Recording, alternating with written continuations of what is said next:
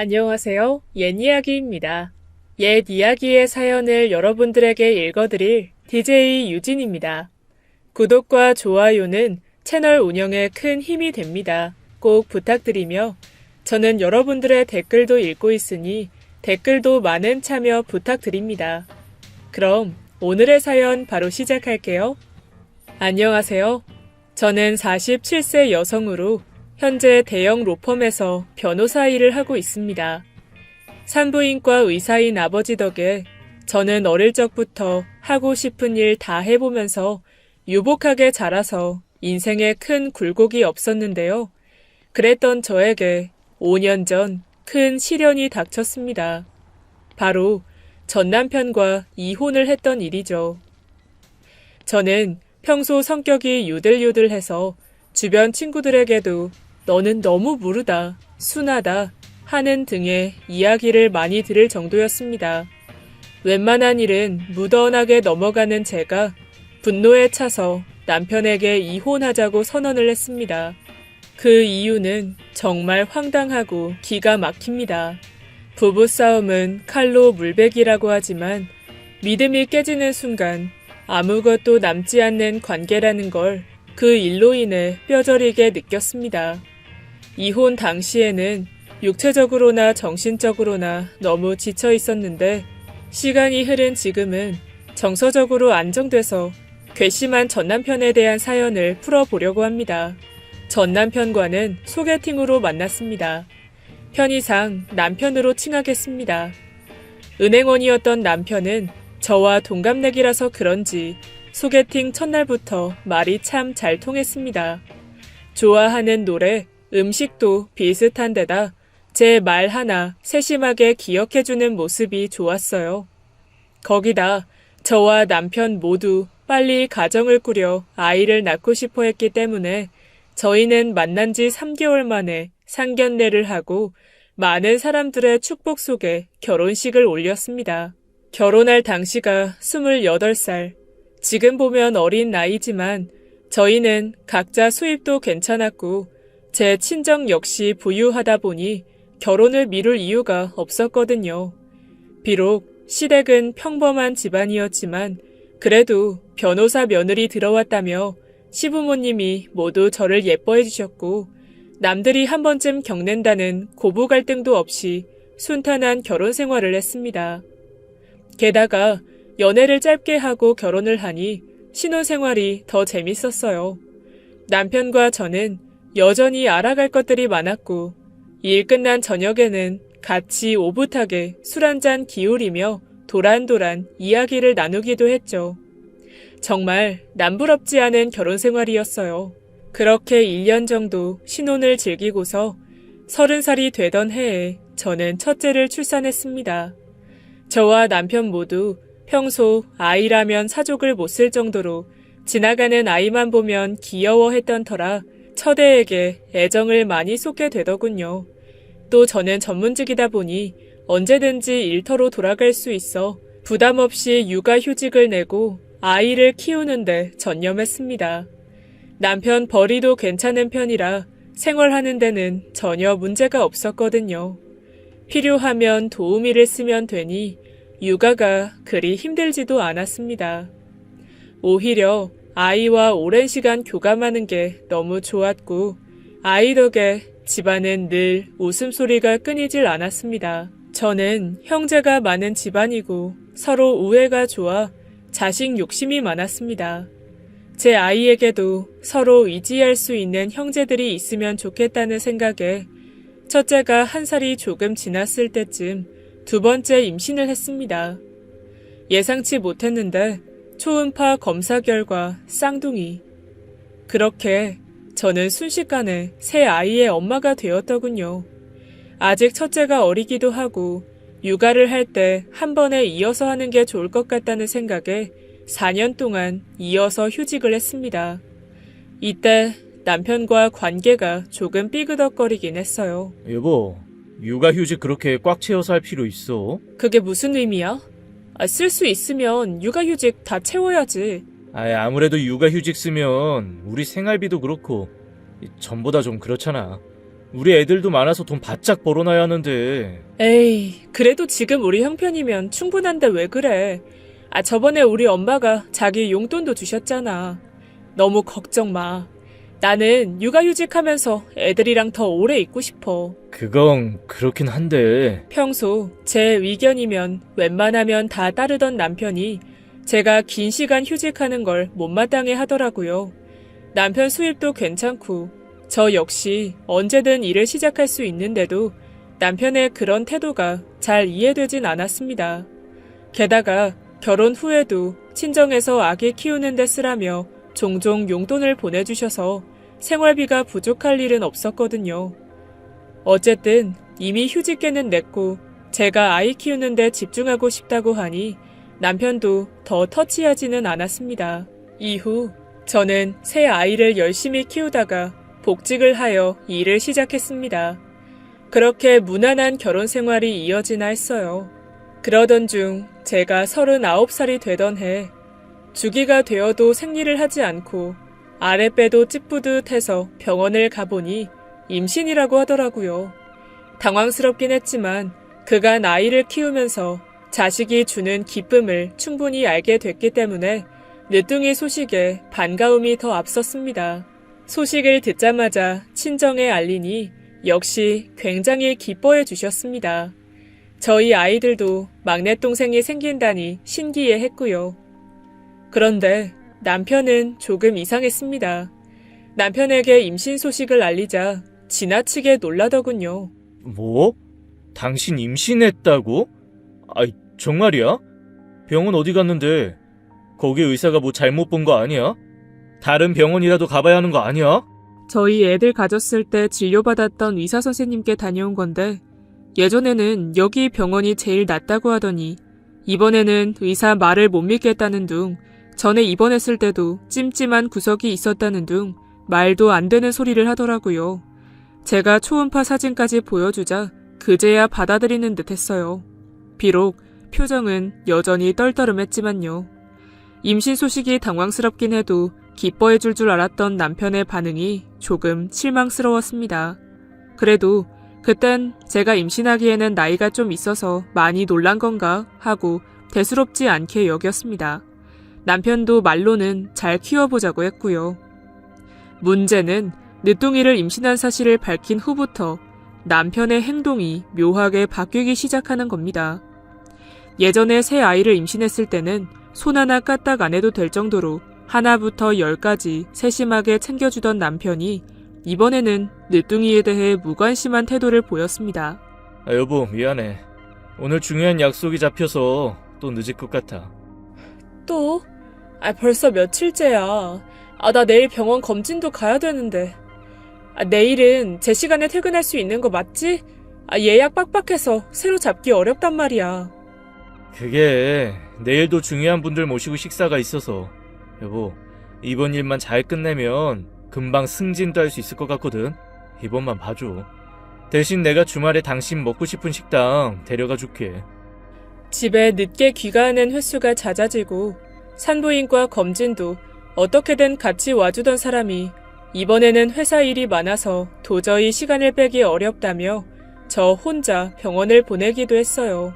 그래도 평소 저한테 성실히 하던 남편이기에 저는 가능한 한 남편의 입장에서 이해해 보려고 했죠. 요즘 회사 승진 문제로 남편이 많이 스트레스 받긴 했거든요. 밤늦게 귀가하는 날이면 술 냄새를 풍기는 걸 보니 이래저래 술집에 가서 접대해야 하는 일도 많았던 것 같아요. 저도 변호사 일을 하며 사회생활로 어쩔 수 없이 그런 술집에 가야 하는 경우를 자주 봤기 때문에 신경은 쓰였지만 별 말은 하지 않았습니다. 그간 결혼 생활을 하며 봐온 남편은 딴짓을 할 사람은 아니었거든요. 거기다 주말에 집에만 붙어있던 사람이 갑자기 취미생활이다 뭐다 하며 쏘다니는 것도 늦바람이 들어서 그런 거겠거니 했습니다. 다소 늦은 나이에 다시 처음부터 육아를 해야 하니 아이가 태어나기 전에 즐길 걸 다 즐겨보려고 하는 것일 수도 있다고 생각했어요. 그래도 막상 아기가 태어나면 예뻐해 줄 거라고 믿었죠. 아이고 내 새끼. 눈, 코, 입 지 엄마 쏙 빼닮은 것 봐. 이래서 늦둥이 하나보다. 얘 어쩜 이렇게 예쁘니? 어휴, 얘 웃는 것 좀 봐라. 아유, 눈도 못 뜨는 애가. 엄마, 애기가 나 쳐다봤어. 내가 오빠인 거 알아보나 봐. 완전 신기해. 아들만 셋이었는데 막내딸이 태어나니 온 가족의 사랑을 독차지할 수밖에 없었어요. 다행히 아들들도 머리가 좀 컸다고 막내를 낯설어 하기보다는 조그마한 손을 이리저리 건드려보며 신기해하고 귀여워하더라고요. 분유를 먹여보겠다고 자기들끼리 실랑이를 벌이기도 했죠. 친정 시댁도 너나 할 것 없이 매일 저희 늦둥이 사진 좀 보내달라고 연락을 독촉하질 않나 하루가 멀다 하고 아기 옷을 바리바리 보내주시기도 했네요. 늦은 나이에 출산해서 고생 많았다고 한약도 여기저기서 선물 받고 친구들도 종종 저희 집에 와서 저 대신 막내를 돌봐주기도 했습니다. 저희 막내를 이렇게나 사랑해주는 사람들이 많아서 저까지 참 행복하고 즐거웠습니다. 그러나 문제는 단 하나, 남편이었습니다. 아이를 바라보는 남편의 눈에 사랑이 담겨 있는 것 같아 보이지 않았어요. 그래도 10년을 같이 살았는데 그 정도는 감으로 느낄 수 있잖아요. 말로는 예쁘다 하는데도 인위적으로 느껴지는 그런 목소리요. 게다가 지난번 쌍둥이 임신하고 육아휴직을 냈을 때처럼 또 태클을 걸더군요. 당신 몇 년차 변호사인데 이번에는 육아휴직 짧게 쓰고 사무실 개업 알아보는 거 어때? 다른 동기들은 이제 슬슬 퇴사하고 개인 사무실 차리지 않아? 왜 또 그 얘기야. 내가 알아서 할게. 그보다 당신은 애한테 좀 더 신경 쓸 순 없어? 아이, 나 요즘 회사 일로 계속 바쁜 거 알잖아. 저번에 승진 물 먹어서 이래저래 또 바빠졌어. 그래도 내가 밤에 애 기저귀 갈아주잖아. 당신이 좀 이해해. 남편 말도 일리가 있긴 했어요. 어찌됐건 제 또래 동기 변호사들은 개업해서 본인 사업을 하는 경우가 많았거든요. 저는 지금 다니는 직장의 워라밸이나 연봉에 큰 불만이 없었기 때문에 개업은 생각도 안 하고 있었는데 주변에서 다들 개업한다고 퇴사를 하니 흔들리긴 했었죠. 그렇다고 요즘 개업한다고 해서 다 잘 되는 것도 아니다 보니 아이를 넷이나 두고 모험하기가 망설여져서 고민만 하고 있었는데 남편한테 전곡을 찔린 느낌이었습니다.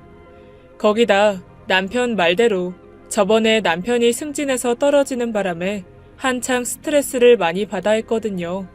애한테 무심한 게 걸리긴 했지만 결국 또 남편을 이해해 주기로 했습니다.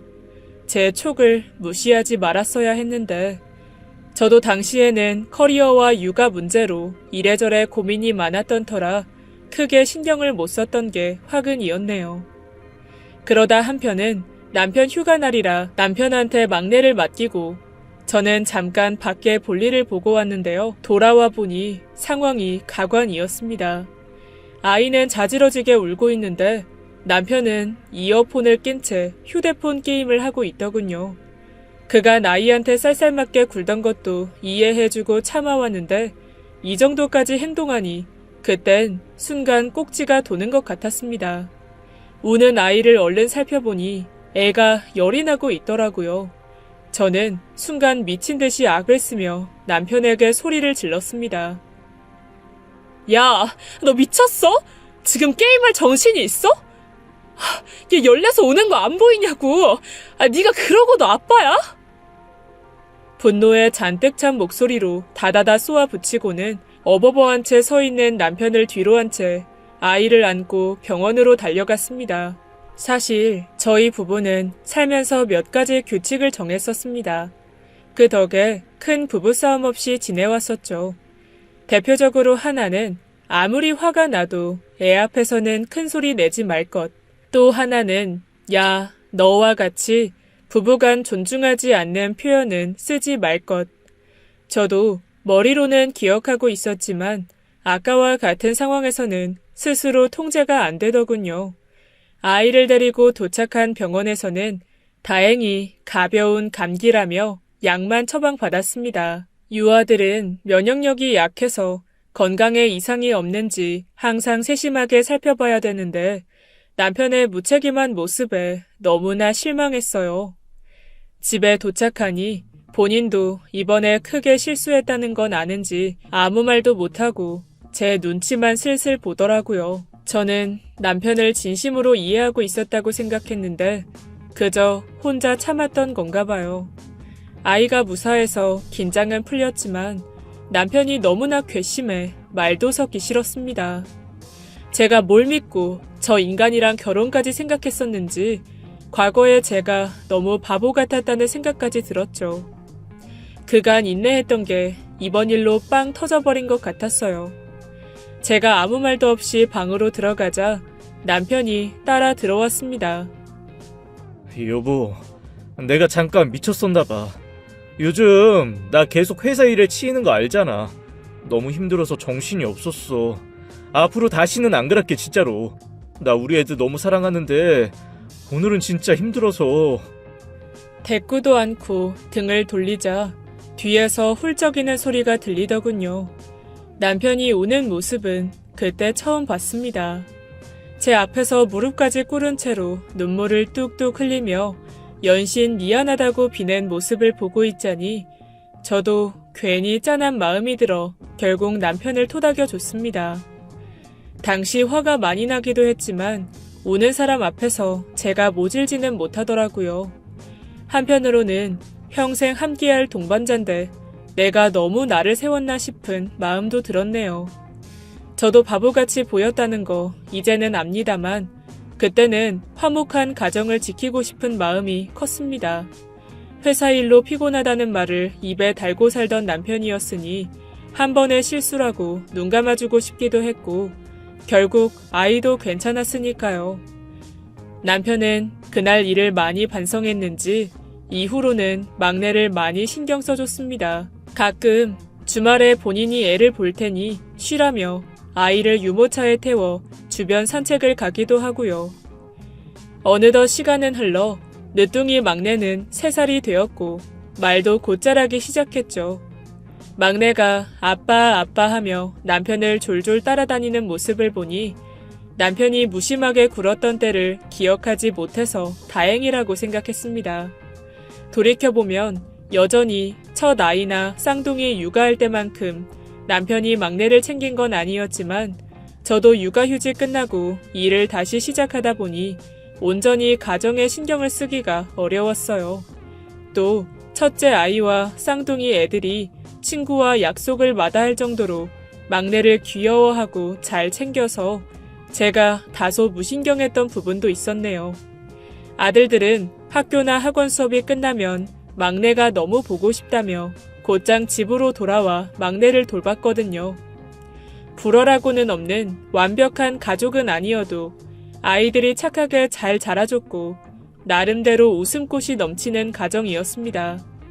그렇게 저희 가족은 다시 평화로운 일상을 회복하는 듯 했죠.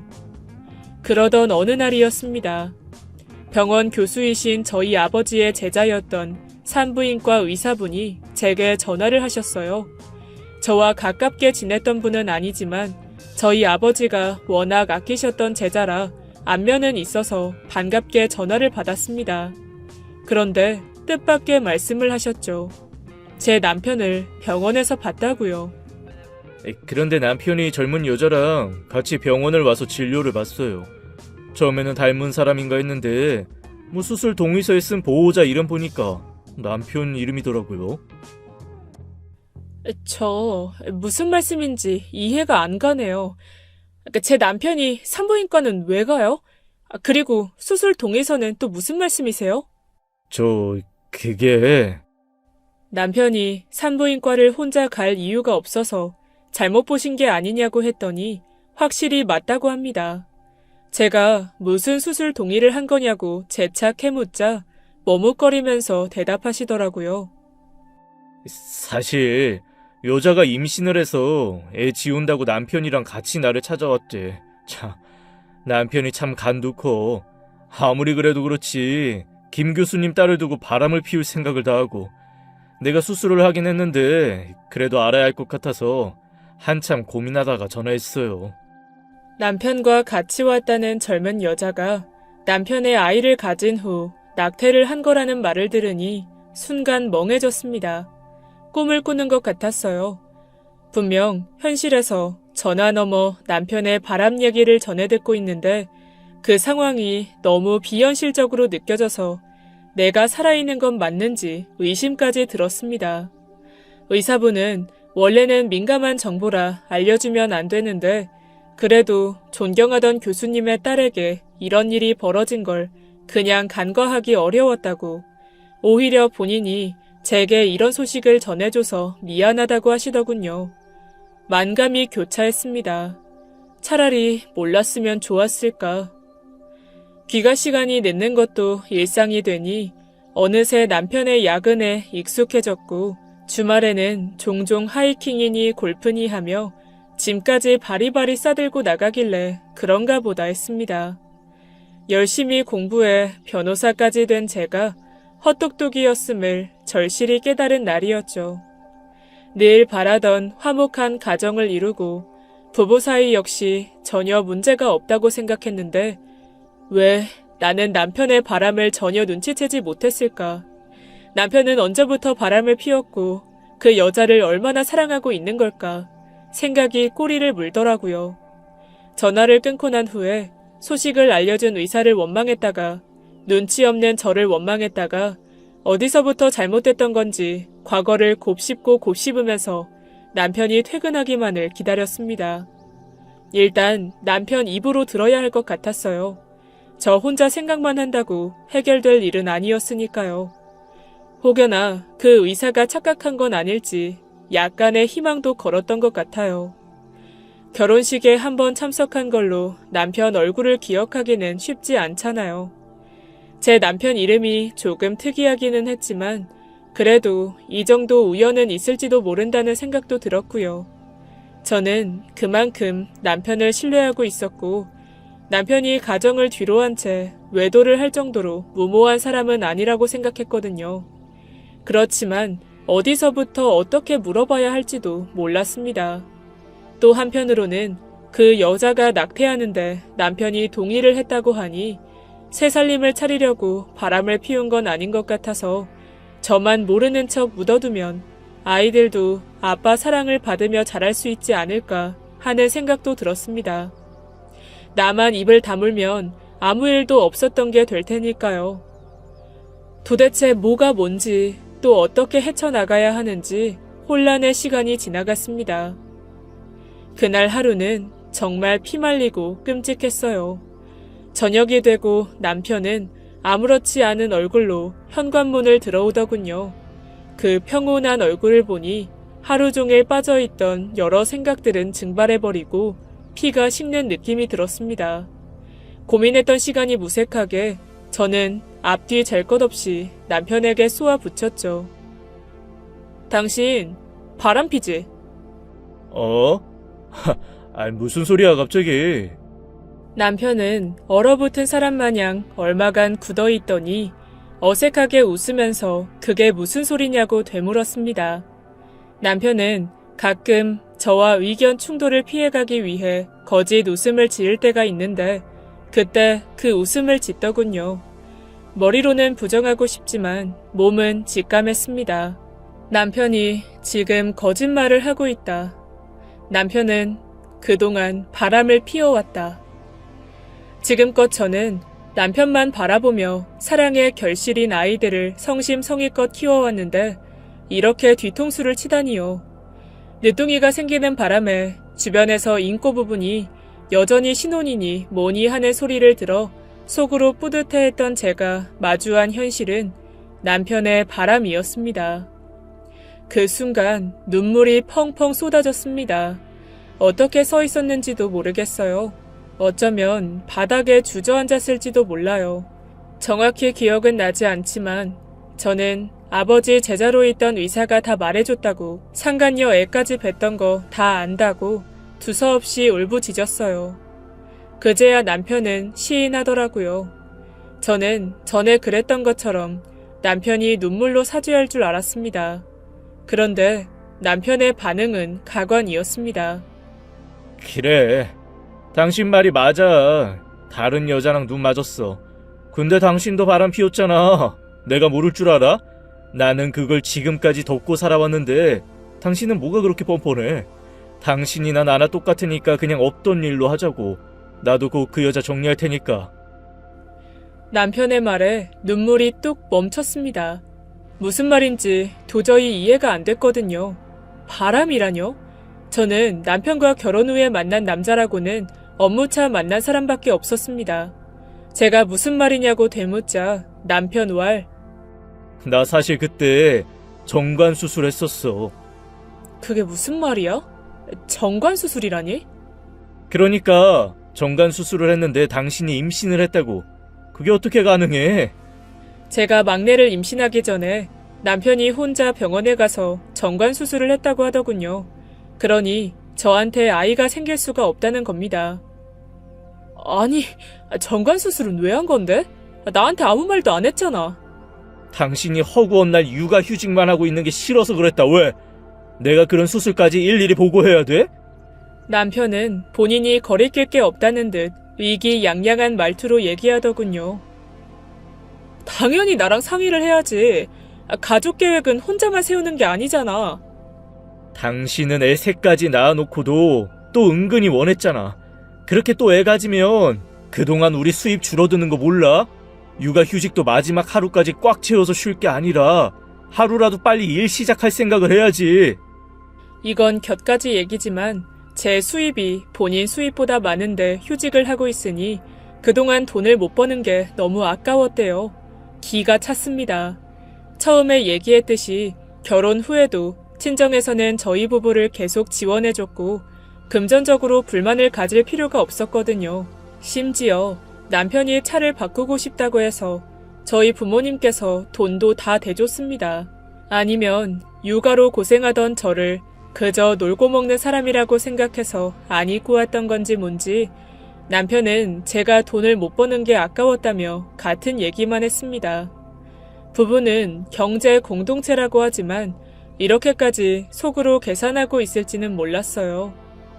어찌됐든 남편 말은 본인이 정관수술을 해서 임신이 불가능한데 아이가 생겼다는 건 제가 바람을 피웠다는 증거라는 거죠. 그래서 막내는 본인 아이가 아니니 정이 가지 않았던 거고 그럼에도 불구하고 가정을 지키려 제 바람을 눈감아 줬답니다. 심지어 제 상간남의 아이와 어떻게든 잘 지내보려고 많이 노력해오지 않았냐고 으름장을 놓더라고요. 자신은 할 만큼 했지만 저한테 느낀 배신감은 회복되지 않아 밖으로 나돌게 되었고 같은 회사 직원이랑 눈이 맞게 됐다고 덧붙였습니다. 말도 안 되는 소설 같은 이야기에 어안이 벙벙해지더라고요. 그래도 여기서 밀리면 안 된다는 생각이 들었어요. 정신을 똑바로 차리고 그럼 상간녀는 어떻게 아이가 들어선 건지 물었습니다. 상간녀도 다른 바람을 피워서 애를 가진 거냐고요. 근데 그건 또 아니랍니다. 상간녀가 끝까지 남편 아이라고 주장하니 본인이 병원을 가서 확인을 해봤대요. 병원 의사 말로는 그 사이 정관수술이 풀렸다고 했다고 하더군요. 정관수술이 풀린 거면 내가 임신한 것도 당신 정관수술이 풀려서 그런 거겠지. 내가 바람 펴서 그런 게 아니라. 수술이 풀린 것 때문에 내가 임신했다는 생각은 안 해? 그건 수술하고 얼마 되지도 않았던 때야. 이 수술이 그렇게 빨리 풀렸겠어? 말이 되는 소리를 해. 당신도 인정하라고. 바람 피운 거 맞잖아. 당신 그때 한참 일 핑계로 바쁘다고 집에 늦게 들어왔지. 그거 다 딴 남자 만나느라 그런 거 내가 모를 줄 알아? 저는 너무 억울하고 답답했어요. 남편에게 바람을 추궁하고 얘기를 하다 보면 어떻게든 무언가가 해결될 거라고 은연중에 기대를 했던 것 같아요. 어쩌면 늘 그랬듯이 다시 원래의 화목한 가정으로 돌아갈 것이라고. 그러나 상황은 더 끔찍했습니다. 몇 년간 남편은 저를 오해하고 있었다는 사실을 3년이나 지난 지금에서야 알게 되다니요. 그 기간 동안 우리 가족, 남편과 제가 걸어온 삶이 다 부정되는 것 같았습니다. 얘기를 하면 할수록 저를 끝까지 믿어주지 않는 남편에게 정이 떨어졌어요. 부부간에는 신뢰가 가장 중요하다고 남편에게 늘 말해왔습니다. 저희 부부는 서로에 대한 믿음이 두텁다고 자부해왔고요. 그런데 이렇게 한순간에 깨져버릴 줄 누가 알았겠습니까? 저는 남편을 용서할 수 없었고 내 말을 못 믿겠으면 친자 검사를 하자고 했습니다. 친자로 확인되면 이혼 서류에 도장 찍을 준비하라고 했죠. 남편은 뻔뻔하게도 한치의 망설임도 없이 제 말에 동의하더군요. 저는 그런 남편의 태도에 또 한 번 무너졌어요. 내가 나도 모르는 사이에 바람을 피웠나? 스스로 의심할 정도로 남편은 당당한 태도였습니다. 저에 대한 믿음이 이 정도로 얕을 줄 몰랐고 남편의 그 뻔뻔함이 비수처럼 꽂혔습니다. 저희는 그렇게 풀리지 않은 응어리를 마음에 담은 채 각방 생활을 시작하게 됐어요. 아이들 앞에서는 가능한 한 사이 좋은 부부처럼 연기했죠. 아직 어린 아이들에게까지 이런 상황을 알리고 싶진 않았거든요. 그 기간 동안 정말 괴로웠어요. 한때 너무나도 사랑했던 남편, 지금은 또 너무나도 먼 사람이 되어버린 남편, 이 모순적인 상황과 감정 속에서 저는 일에 집중하기도 어렵더라고요. 친자 검사를 하러 가는 길은 너무 비참했습니다. 친정에는 그때까지도 차마 알리진 못했어요. 다정한 남편을 만났다며 좋아하시던 저희 부모님, 똑부러지는 딸이라며 어딜 가든 제 자랑부터 하시던 저희 부모님, 아이들 걱정도 걱정이지만 부모님 가슴에 대못 박는 일은 가능한 한 미루고 싶었습니다. 적어도 남편과 확실히 단판을 짓고 제 마음도 먼저 단단히 정리를 해야 부모님도 덜 가슴 아파하시지 않을까 생각했습니다. 혼자 소가리를 하느라 스트레스성 위염에 탈모까지 오고 너무나 고통스러운 시간이었네요. 얼마 후 친자검사 결과가 나왔습니다. 저한테는 참 억겁의 시간처럼 느껴졌는데 그에 비해 결과는 너무나 허무했죠. 우리 막내는 의심할 여지도 없이 남편의 자식이었습니다. 여기 검사 결과 보이지? 뭐? 내가 바람을 피워? 당신이야말로 말이 되는 소리를 정도껏 해야지. 당신이 내가 바람 피웠다고 철석같이 믿길래 말이 안 통하겠다 싶어서 그동안 참고 있었는데 결과 보니까 어때? 당신 할 말 있어? 결과를 확인한 남편은 사색이 되더군요. 지난번 위기양양하고 뻔뻔한 태도에서 180도 달라져 제게 싹싹 빌기 시작했습니다. 이 여보 미안해. 아니 나도 사실 당신이 그럴 리가 없다고 생각을 했거든. 그래도 내가 수술을 했으니까 아무리 그래도 수술이 그렇게 빨리 풀릴 리가 없잖아. 당신이라도 그렇게 생각이 들 수밖에 없었을 거야. 근데 그건 내가 진짜 몰라서 그랬어. 나 그 여자랑 절대 연락도 안 해. 우리 다시 대화로 풀어보면 안 될까? 저도 모르게 탄식이 나오더라고요. 정관 수술이 풀렸을 거라 전혀 의심하지 못한 남편. 그럼 거의 10년을 같이 산 아내는 왜 그리 쉽게 의심했을까요? 소개팅에서부터 시작된 인연, 4명의 아이들과 오순도순, 나이 들어서까지 화목하게 여생을 살아갈 줄 알았는데 남편의 말도 안 되는 의심으로 일이 이렇게나 꼬이게 될 줄 몰랐습니다. 본인의 정관 수술이 잘못된 걸 의심을 한 번이라도 했다면, 그래서 수술 결과를 확인이라도 했다면 상황이 달라졌을까요? 애초에 그렇게 생각할 남편이었다면 바람도 안 피웠을지도 모르겠습니다. 어쩌면 남편은 제가 뭘 했어도 바람을 피웠을 남자였을 수도 있죠. 게다가 바람 피우는 버릇은 절대 못 고친다는 말도 있잖아요. 이미 신뢰가 깨진 상황에서 남편이 이전에도 바람을 피웠을 수도 있고 또 앞으로 바람을 피우게 될지 모른다는 생각이 들었습니다. 무엇보다 남편은 저뿐만 아니라 저희 아이들, 가족까지 배신한 것과 다름없었습니다. 저희 부부가 제 1순위로 정했던 가정에 충실하자는 규칙을 깨버렸으니까요. 이제서야 남편이 막내에게 보였던 묘하게 괴리감 있는 태도가 하나둘 생각났습니다. 막내가 안아달라고 손을 뻗을 때 입가에는 미소를 띄었지만 머리만 툭툭 쓰다듬고 가던 남편의 모습. 아이들 생일은 매년 잊지 않고 달력에 적어두던 사람이 막내 생일은 깜빡했다며 머쓱하게 웃던 표정. 어쩌면 막내 딸아이도 다른 형제들과 다른 취급을 받는다는 걸 알았을지도 모르겠습니다. 딸이 유달리 아빠에게 관심을 갈구하고 사랑을 받고 싶어 했던 것도 그런 이유에서 비롯된 것 같아 마음이 찢어질 듯 아팠습니다. 거기다 예전에 아이가 아팠을 적 방치한 후 제게 눈물까지 흘리며 사과했던 일은 뭔가요? 겉으로는 반성하는 척 빌면서 속으로는 앙심을 품고 있었다는 생각에 소름까지 돋았습니다. 남편이 가증스러웠습니다.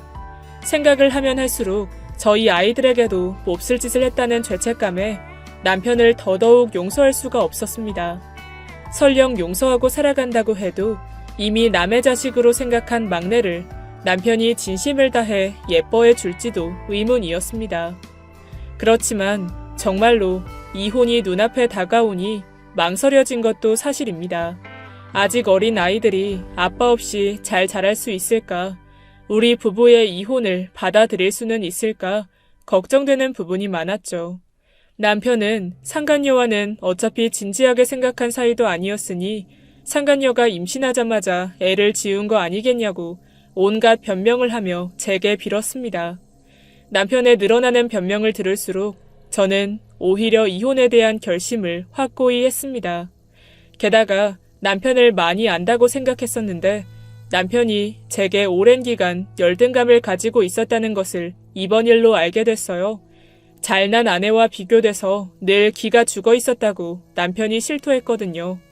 남편도 번듯한 직장을 다니는 회사원이었지만 아무래도 저는 집안부터 부유한 데다 직업도 전문직이다 보니 속으로 열등감이 있었던 것 같습니다. 늦둥이를 임신했다는 소식을 듣자마자 본인이 못나서 제가 만족을 못하고 바람을 피웠다는 생각부터 들었대요. 거기에 화가 나서 본인도 여전히 밖에 나가면 어린 여자를 꼬실 수 있다는 추잡한 오기를 부린 거랍니다. 상간녀는 같은 은행에서 근무하는 이제 막 2년차 사원인데 상사인 본인을 우러러보고 존경해주는 태도에 남자로서 기가 살았다나 뭐라나 어처구니가 없어 대꾸도 안 했습니다. 제가 전문직이고 집안이 부유한 것도 부정할 수 없는 사실이지만 그렇다고 제가 남편을 얕잡아 보거나 저희 친정이 남편을 하대한 적은 전혀 없었거든요. 친정에 가면 저희 어머니는 사위 온다고 항상 정성스럽게 갖가지 반찬을 준비해 주셨고 여러모로 남편에게 신경을 많이 써주셨습니다. 저희 차도 남편 고생한다고 친정 부모님이 사주신 선물인데 뻔뻔하게 그 차를 타고 다니며 상간녀와 여기저기 데이트 다녔을 걸 생각하니 숨이 턱턱 막힐 지경이었습니다. 결국 답은 이혼밖에 없다는 걸 온몸으로 체감했죠. 이혼한다고 해서 모든 문제가 해결되는 건 아니겠지만 저런 남편과 살면서 평생 소가리를 하느니 싱글맘으로 살면서 아이들과 정서적으로 안정된 삶을 사는 게 낫다고 판단했거든요. 남편이 지금껏 제가 알던 사람과 너무나도 달라서 우리가 어떻게 사랑을 시작할 수 있었는지 이해가 되지 않을 정도였습니다. 그렇게 이혼하기로 마음먹은 후로 친정 부모님께도 말씀드렸죠. 부모님 앞에서는 저도 여전히 어린 아이인 건지 펑펑 울면서 그동안 있었던 일을 모두 설명했습니다. 역시나 저희 부모님은 노발대발하셨고 아버지는 남편을 죽이겠다고 얼굴이 시뻘개져서는 밖으로 나가시려는 걸 어머니와 간신히 말렸네요. 원래 이혼 과정이 진흙탕 싸움이고 지치는 일인데 그 당시에는 뭐가 쉬었는지 20대 때보다 더한 열정으로 소송을 준비했어요. 친언니가 우스갯소리로 이렇게 일했으면 사무소 개업해서 벌써 직원 몇은 둔 변호사가 됐겠다고 하더군요. 그 정도로 저는 당시 남편에 대한 증오와 복수심으로 가득했어요. 남편과 그간 주고받은 문자, 전화 등등 모두 기록하고 녹취했죠. 같은 로펌에서 근무하던 이혼 전문 변호사 동료들도 바쁜 시간을 쪼개서 제게 관련 조언을 많이 해줬습니다. 지금 생각해도 너무나 고마운 분들이네요. 온전히 혼자서 싸우고 있다고 생각했는데 돌이켜보니 제 주변에는 참 많은 분들이 지지해줬습니다. 운이 좋았죠. 한편 이혼을 진행하게 된 이후로 시댁에서 전화와서는 아들을 잘못 키웠다며 본인들 봐서라도 한 번만 봐주면 안 되겠냐고 하시더라고요. 시부모님은 제게 잘해주셨지만 아무리 그래도 본인 아들이 더 귀하지 않았겠어요? 이런 감정적 호소에 넘어가면 안 된다고 마음을 단단히 먹고 연락을 모두 차단해 버렸습니다. 게다가 전 아쉬울 게 없었거든요. 신혼집도 저희 부모님이 마련해 주신 거라 제 명의고 남편은 정말 몸만 온 셈이었어요. 친정 지원이 없어도 제 외벌이로 아이들 충분히 좋은 거 먹이고 입힐 수 있기도 하고요. 제가 그토록 갈망했던 화목한 가정, 토끼 같은 아이들, 이 모든 걸 망쳐버린 남편을 철저히 망가뜨리고 싶은 마음만 가득했습니다. 변호사로 일하면서 쌓은 지식과 경험을 제 이혼에 쓰게 될 줄은 상상도 못했는데 갖가지 방법을 동원해 남편에게 위자료를 있는 대로 왕창 뜯어냈죠. 그렇게라도 해야 제 속이 좀 풀릴 것 같았거든요. 여기서 또 끝이 아니죠. 제 남편이 유부남인 걸 뻔히 알면서도 남편에 응해준 상간녀와도 단판을 지었습니다. 앳된 얼굴이었던 상간녀는 제 발로 먼저 저를 찾아와 무릎까지 꿇고 사죄하더라고요. 본인이 정신이 나갔었다고 너무 죄송하다고 몇 번씩 말했던 기억이 납니다. 그나마 상간녀는 남편에게 설득당해 낙태까지 했으니 조금이나마 동정은 생겼습니다. 그래도 남의 가정을 깨는데 한몫한 책임을 져야 한다고 생각했어요. 미성년자도 아니고 이제 알 거 다 아는 성인이 사과만 하면 끝인가요? 본인이 저지른 만큼은 되돌려 받아야 다음에 또 저 같은 피해자가 생기지 않을 거라 생각했고 상간녀에게도 적지 않은 금액의 위자료를 청구해 승소했습니다. 남편과 상간녀 모두 같은 회사라 둘이 불륜을 저질렀다고 어떻게든 소문을 내는 것도 방법이었겠지만 그렇게까지 하고 싶지는 않았어요. 혹시나 모를 명예훼손 소송 문제도 마음에 걸렸고 우선적으로 그런 가십으로 사람들 입에 제가 오르내리는 건 싫었거든요. 남편과 상간녀에게 제가 마지막으로 베풀어주는 관용이기도 했습니다. 아이들에게는 참 미안했어요. 그래도 이혼을 하지 않는다면 부부간 이미 믿음이 깨진 상태에서는 어떻게 노력해도 다 티가 날 거라고 생각했어요. 아이들이 겉으론 철없어 보여도 눈치는 또 귀신같이 빠르잖아요. 남편에게 양육권도 다 빼앗아 왔기 때문에 아이들이 아빠의 갑작스런 부재를 어떻게 받아들일 것이며 또 이를 어떻게 설명해야 할지도 난관이었습니다. 그래도 아이들에게는 아빠에 대한 증오심을 심어주고 싶진 않았어요. 언젠가는 저희가 헤어진 이유를 자연스럽게 알게 될지 모르지만 아이들에게 부부라도 언젠간 헤어질 수 있는 거라고 그게 절대 나쁜 게 아니라고 제 선에서 나름대로 충분히 설명을 해주었어요. 제가 아이들 앞에서 당당하다면 아이들도 아빠의 부재를 심각하게 느끼지는 않을 거라는 생각도 들었습니다. 이후 남편한테는 캐리어 하나 주고 나가라고 했습니다. 남편은 더 이상 빈다고 해도 제가 눈 하나 깜짝하지 않는다는 걸 받아들였는지 별말 없이 조용히 나가더군요. 제 앞에서 상간녀와 바로 헤어지겠다 어쩐다 하더니 갈 곳이 없었는지 상간녀 집으로 갔다는 얘기를 들었습니다. 참 어이가 없었지만 이제는 제 알바가 아니니 신경 껐죠. 둘이 지지고 볶든 마음대로 살라고요. 그렇게 저희는 10여 년이 넘는 결혼 생활을 뒤로한 채 이혼을 했습니다. 당시 제 나이는 42, 아직 젊다면 젊은 나이였지만 싱글맘으로 아이 넷을 키우는 게 조금 두렵긴 했습니다. 그래도 제 소식을 들은 주변 친구들은 저를 한마음으로 응원해줬고 친정 역시 든든한 지원군으로 저를 많이 도와줬어요. 첫째, 둘째, 셋째 아이들이 막내에게 아빠의 빈자리를 채울 수 있도록 더 많은 애정을 쏟아주었고요. 생각해보면 어차피 막내는 아빠의 사랑이 필요 없었을지도 몰라요. 임신했을 때부터 남편에게 환영받은 존재가 아니었으니까요. 제가 그만큼 사랑을 더 주고 있으니 막내도 앞으로 잘 자라줄 것이라 믿고 있어요. 한참 뒤에 들려온 소식에 의하면 남편은 결국 상간녀와 헤어졌더라고요. 남편이 위자료로 탈탈 털리고 거의 빈손으로 버림받아 왔으니 상간녀 눈에도 남편이 전처럼 멋진 상사로 보이지 않았겠죠. 게다가 상간녀에게 사랑한다, 저와 이혼할 거다 하며 온갖 가머니설로 꼬셔놓고는 정작 임신하니 낙태를 종용한 것도 마음 한편에 응어리져 있었을 거예요. 배신으로 이루어진 관계는 배신으로 끝난다고 생각해요. 뻔한 결과를 예상하지 못한 어리석은 인간들의 말로라고 할 수 있죠. 꽤 오랜 기간 결혼 생활을 유지했다고 겹치는 지인이 많아 상간녀와 헤어진 이후에 남편 소식도 간간히 전해들을 수 있었습니다.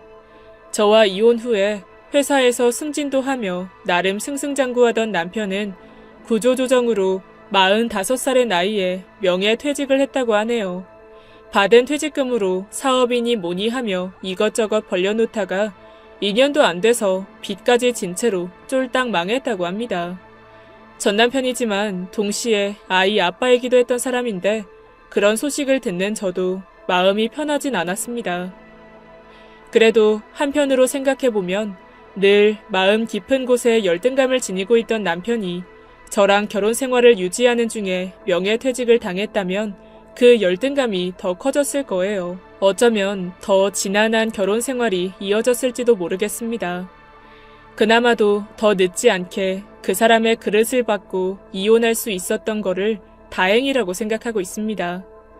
최근에는 남편은 사업을 망해서 그런 건지 가끔씩 전화가 오더군요.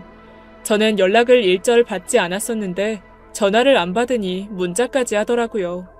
이제는 더 물러설 곳도 없는 건지 철면피를 깔고는 아이들이 보고 싶다, 아이들도 아빠가 필요하지 않겠냐 등등 아이들 얘기를 하며 저와 합치자고 말하더라고요.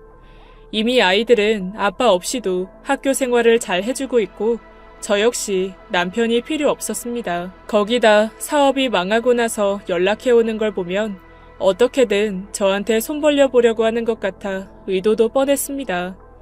저는 다시는 연락하지 말라고 답하고는 문자까지 차단해버렸습니다.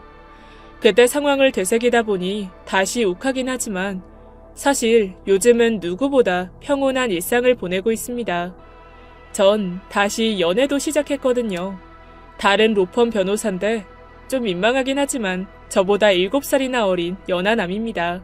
제가 아이 넷을 키우는 싱글맘인 것도 다 아는데 오히려 그렇게 홀로 당당히 살아가는 모습에 반했다고 말해줘서 고맙더라고요. 본인도 저와 같은 변호사니 전 남편처럼 제게 속으로 가졌던 열등감도 없었죠. 일 얘기도 잘 통해서 주말에는 함께 데이트를 하며 즐거운 시간을 보내고 있습니다. 재혼에 대한 생각은 아직 없어요. 이혼으로 한번 크게 데이면서 부부는 서로에 대한 신뢰와 책임감이 중요하다는 걸 뼈저리게 느꼈거든요. 결혼을 다시 생각하기에는 아직 제 마음이 완전히 회복되진 않았나 봐요. 지금 만나는 남자는 저를 아껴주고 제게 많은 사랑과 정성을 쏟아주지만 우선은 이 소소한 연애 과정에만 집중하고 싶네요. 무엇보다 저에게 1호 보물이자 언제나 제 편인 4명의 아이들이 있으니까요. 이혼이라는 긴 터널을 지나고 이제 점점 빛을 보는 것 같습니다. 앞으로는 이 빛만 보면서 삶을 잘 살아가 보려고 합니다. 사연 들어주셔서 감사합니다. 지금까지 예디약이었습니다. 끝까지 함께 해주신 여러분 진심으로 감사드리며 저는 내일 이 시간 다시 돌아올게요. 감사합니다.